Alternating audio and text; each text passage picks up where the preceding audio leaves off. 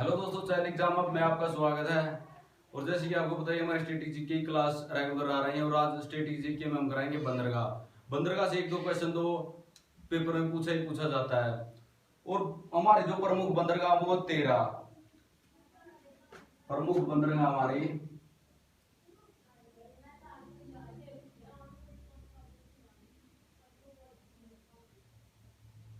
प्रमुख बंदरगाह है अपनी 13। वैसे तो काफी बंदरगाह है, लेकिन जो प्रमुख बड़ी बड़ी बंदरगाह हैं वो कितनी है? वो 13 बंदरगाह हैं। और 13 की 13 बंदरगाह जो मुख्य है उन्हें याद करने के लिए छोटे ही ट्रिक सी बनाई है। ट्रिक क्या है? KMJMMKT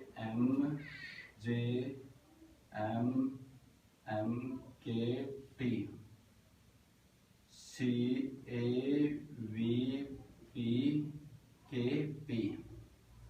क्या ट्रिक है? KMJMMKT CAVPKP। इसकी क्या बनती है? कल मैंने जो मूवी मार्केट के थिएटर में देखी थी,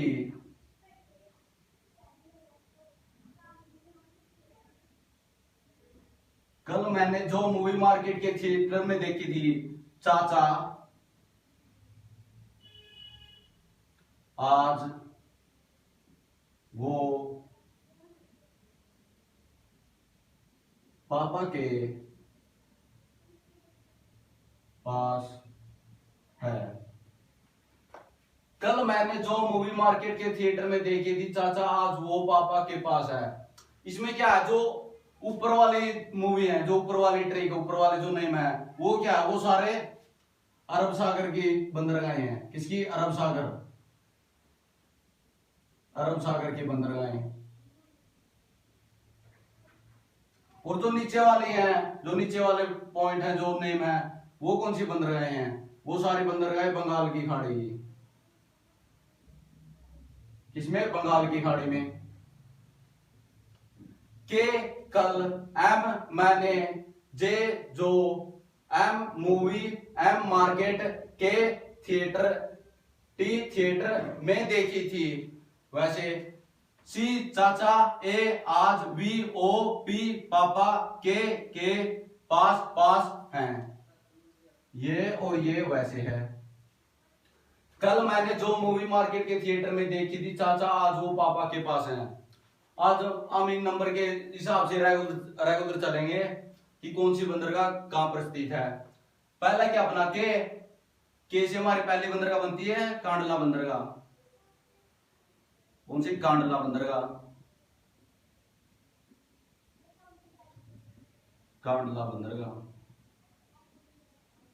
कांडला बंदरगाह कहां पर है?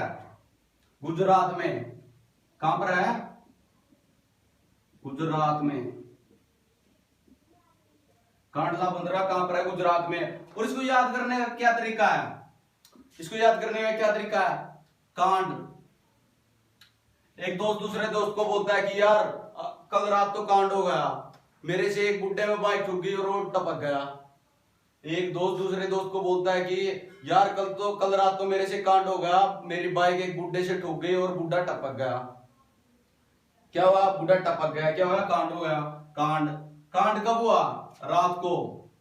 कब हुआ? रात को। गुजरात में रात। और कांडला बंदरगाह कहां पर है? गुजरात में। और ये एक प्राकृतिक बंदरगाह है। यह एक प्राकृतिक बंदरगाह है। एक प्राकृतिक बंदरगाह है। दूसरा, यह मुक्त व्यापार क्षेत्र बंदरगाह है। यह मुक्त व्यापार क्षेत्र बंदरगाह है।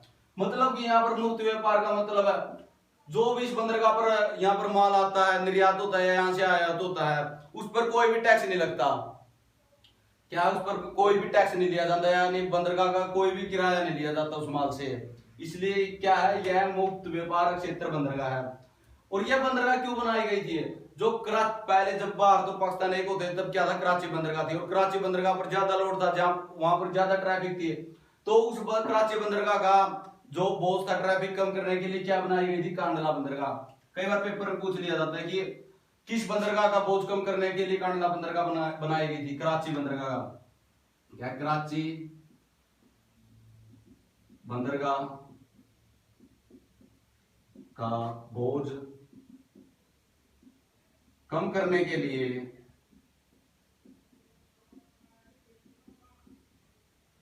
इस बंदरगाह का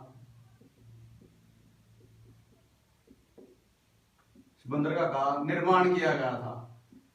क्या निर्माण किया गया था?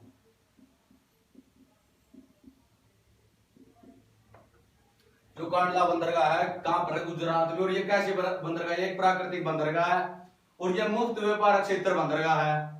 कराची बंदरगाह का बोझ कम करने के लिए इस बंदरगाह का निर्माण किया गया था। अब आते हैं अपनी नेक्स्ट बंदरगाह, यह आपने नोट कर लिए होंगे। दूसरी बंदरगाह अपनी एम से, इसे साफ कर रहे हैं, किससे? एम से।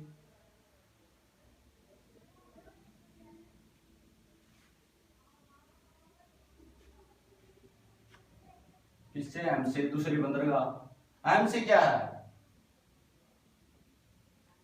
मुंबई, मुंबई बंदरगाह।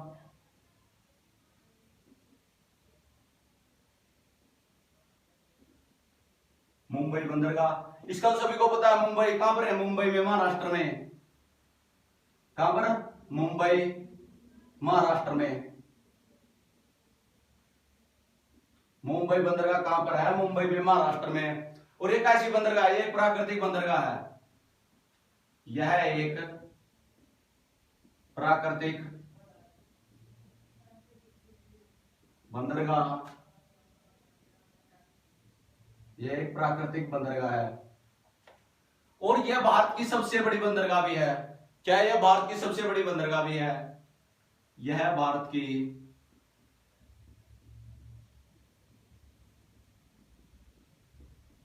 सबसे बड़ी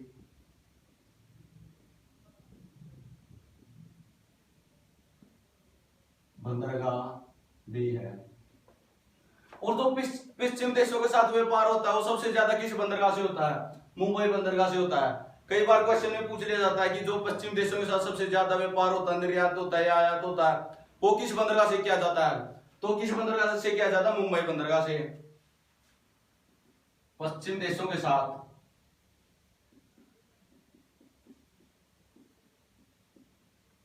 सबसे ज्यादा व्यापार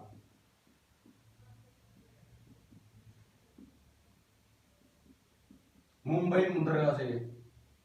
मुंबई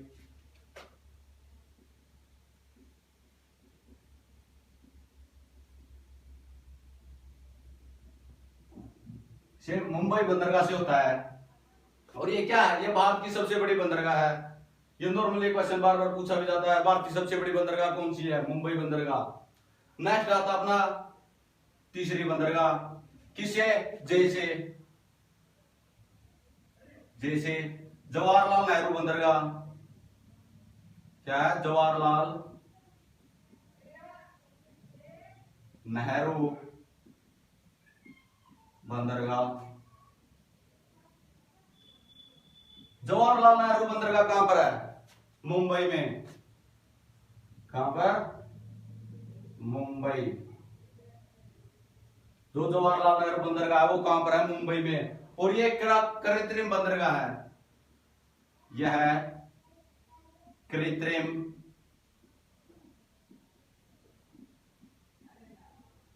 कृत्रिम बंदरगाह है। जो ये बंदरगाह है सबसे अति आधुनिक बंदरगाह है। अति आधुनिक जो सुविधाएं उनसे लैस बंदरगाह है। क्या है? यह भारत की, यह भारत की सबसे अति आधुनिक अति आधुनिक बंदरगाह है। यह भारत की सबसे अति आधुनिक बंदरगाह है, क्योंकि यहाँ पर जो सारा काम वो किससे होता है, मशीनों के द्वारा होता है। किसी कोई सामान है जो तोलना है और वहां पर उसमें जहाज में रखना है वगैरह, जो भी काम होता है वो सब किससे होता है, मशीनों से होता है। तो यह वहां पर क्या है, सभी सुविधाओं से लैस है। और यह भारत की सबसे बड़ी कृत्रिम बंदरगाह है। यह भारत की सबसे बड़ी कृत्रिम बंदरगाह है। क्या यह भारत की सबसे बड़ी कृत्रिम बंदरगाह है? इसका पुराना नाम है नावासोवा। जो पहले इसका जवाहरलाल नेहरू बंदरगाह का नाम था वो क्या था, नावासोवा। लेकिन बाद में बदलकर इसे क्या कर दिया, जवाहरलाल नेहरू बंदरगाह। पुराना नाम क्या है? पुराना नाम इस बंदरगाह का नावा सेवा। जवाहरलाल नेहरू बंदरगाह का जो पुराना नाम है वो क्या है, नावा सेवा बंदरगाह। जवाहरलाल नेहरू बंदरगाह जो कहां पर है, मुंबई में। और ये कैसी बंदरगाह है, कृत्रिम बंदरगाह। और ये भारत की सबसे अति आधुनिक बंदरगाह है, यानी सभी सुख सुविधाओं से लैस बंदरगाह है। यह भारत की सबसे बड़ी कृत्रिम बंदरगाह भी है। जो भारत की सबसे बड़ी बंदरगाह तो कौन सी, अपनी मुंबई। और सबसे बड़ी कृत्रिम बंदरगाह पूछ ली जाए वो कौन सी थी, प्राकृतिक बंदरगाह थी। और ये भारत की सबसे बड़ी कृत्रिम बंदरगाह है। पुराना नाम इसका क्या है, नावासोवा। पहले से किस नाम से पुकारा जाता था, नावासोवा से, लेकिन अब इसे क्या कहा जाता था, जवाहरलाल नेहरू बंदरगाह। अब नेक्स्ट आती है अपनी फोर्थ बंदरगाह।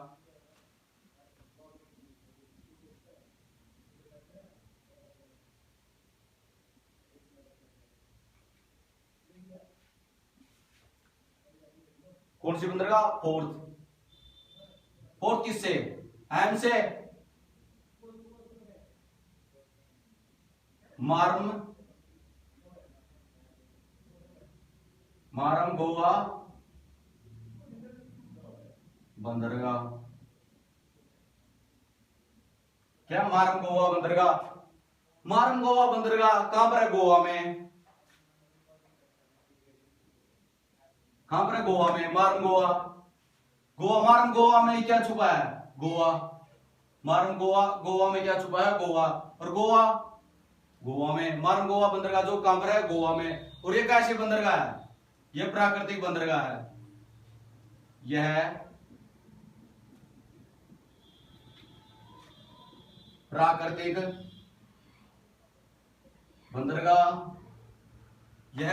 बंदरगाह है।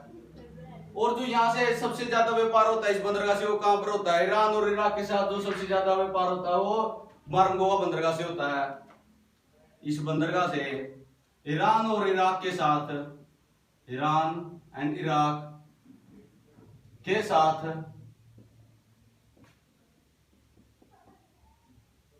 सबसे ज्यादा व्यापार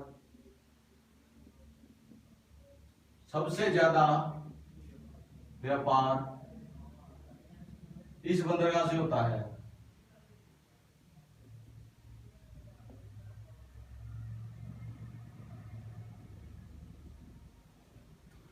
मारम गोवा बंदरगाह कहां पर है, गोवा में। ये कैसी बंदरगाह, ये एक प्राकृतिक बंदरगाह। और ईरान और इराक देशों के साथ जो सबसे ज्यादा अपना व्यापार होता है वो किस बंदरगाह से होता है, वो सबसे ज्यादा मारम गोवा बंदरगाह से होता है। कौन सी बंदरगाह से होता है, मारम गोवा से।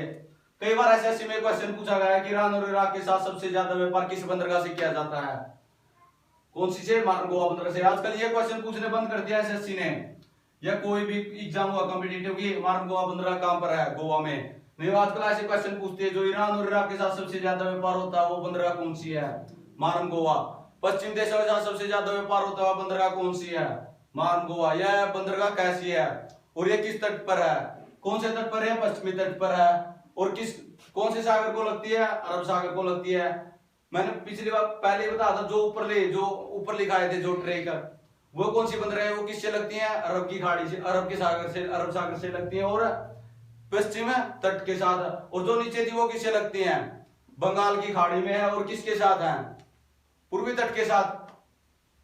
अब आता अपना पांचवी बंदरगाह। पांचवी किससे बनती है, एम से।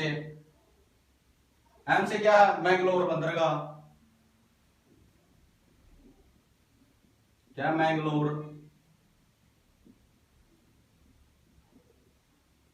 मैंगलोर बंदरगाह। ये कहां पर है, कर्नाटक में। मैंगलोर बंदरगाह कहां पर, कर्नाटक। मैंगलोर बंदरगाह कहां पर है, कर्नाटक में। मैंगलोर, मैंगलोर में कैसी कैसी फीलिंग आ रही है बैंगलोर की, मैंगलोर में बैंगलोर की फीलिंग आ रही है। बैंगलोर कहां पर है, कर्नाटक। कर्नाटक की राजधानी क्या है, बैंगलोर।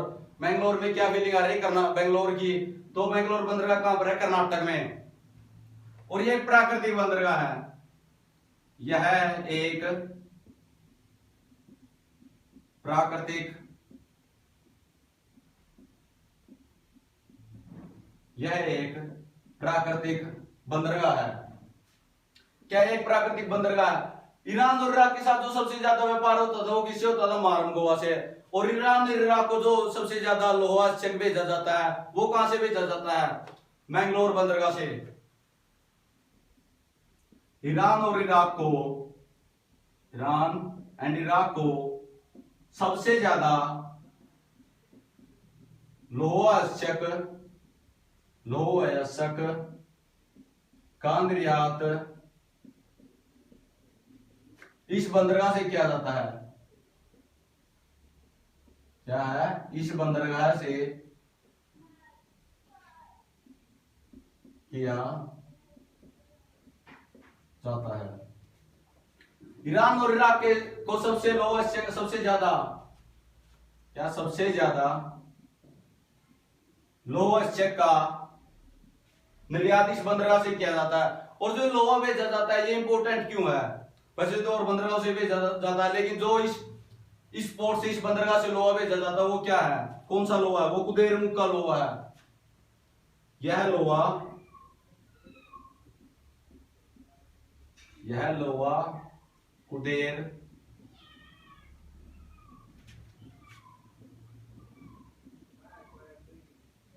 कुदेरमुख का लोहा है। ईरान और इराक को सबसे ज्यादा लोहा है इस बंदरगाह से भेजा जाता है। और जो इस बंदरगाह से लोहा भेजा जाता है वो कौन सा लोहा है, वो लोहा कुदेरमुख का लोहा है, जो सबसे इंपोर्टेंट लोहा होता है, सबसे अच्छी क्वालिटी का लोहा है। वो ईरान और इराक को कहां से भेजा जाता है, मैंगलोर बंदरगाह से। अब नेक्स्ट आती है अपनी छठी बंदरगाह। कौन सी, छठी बंदरगाह। छठी बंदरगाह अपनी कौन सी है, कोच्चि।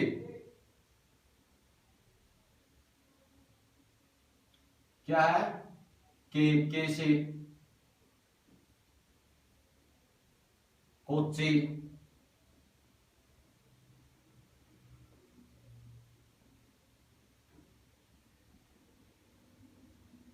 कोच्चि बंदरगाह, कोच्चि बंदरगाह कहां पर है, केरल में। कहां पर है, केरल में। छठी कौन सी बंदरगाह, अपनी कोच्चि बंदरगाह। और ये कहां पर है, केरल में। कोच्चि है जो कहां का शहर है, केरल का। याद हो जाएगा, कोच्चि जो शहर है वो कहां का शहर है, किस स्टेट का शहर है, केरल का। तो कोच्चि बंदरगाह जो कहां पर है, केरल में। और ये किस तट पर, पश्चिमी तट पर। यह एक प्राकृतिक बंदरगाह है।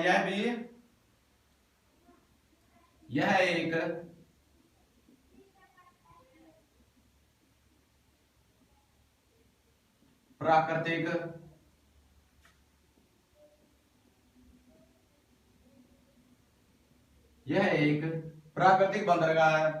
और यह पश्चिम तट की सबसे बढ़िया बंदरगाह भी है। क्या है, यह पश्चिम तट की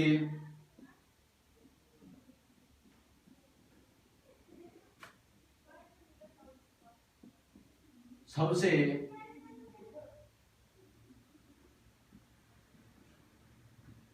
बढ़िया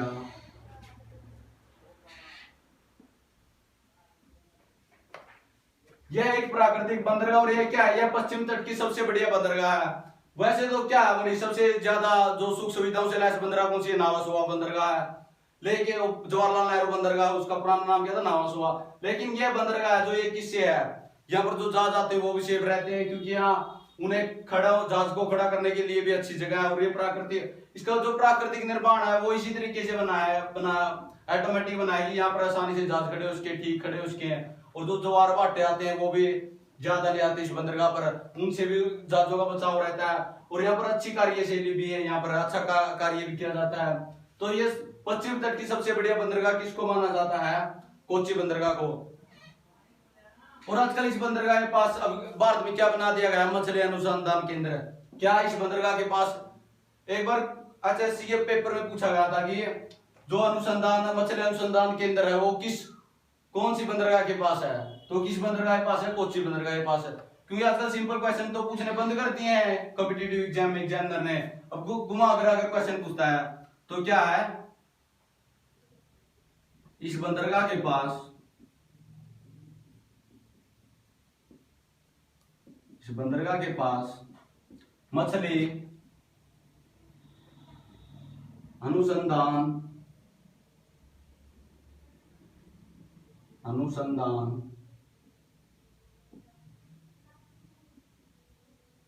केंद्र स्थापित। क्या जो कोच्चि बंदरगाह है उसके पास क्या है? ये मछली अनुसंधान केंद्र स्थापित है।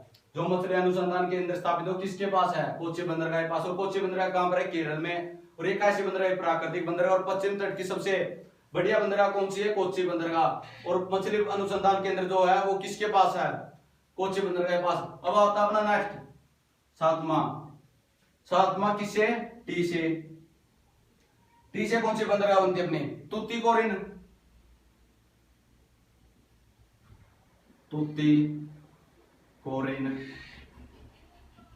बंदरगाह। कौन सी? तूतीकोरिन बंदरगाह। और ये कहां पर है? तमिलनाडु में। कहां पर है ये तमिलनाडु में। और ये कैसी बंदरगाह है? ये प्राकृतिक बंदरगाह है। यह भी एक प्राकृतिक बंदरगाह है। यह एक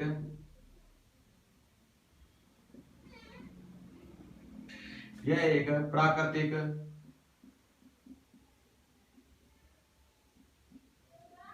जो एक प्राकृतिक बंदरगाह है। और इस बंदरगाह को पहले किस नाम से जाना जाता था? जो तूतीकोरिन बंदरगाह है पहले से किस नाम से जाना जाता था? इसका पुराना नाम है, जो पुराना नाम पिलई चिदम्बरम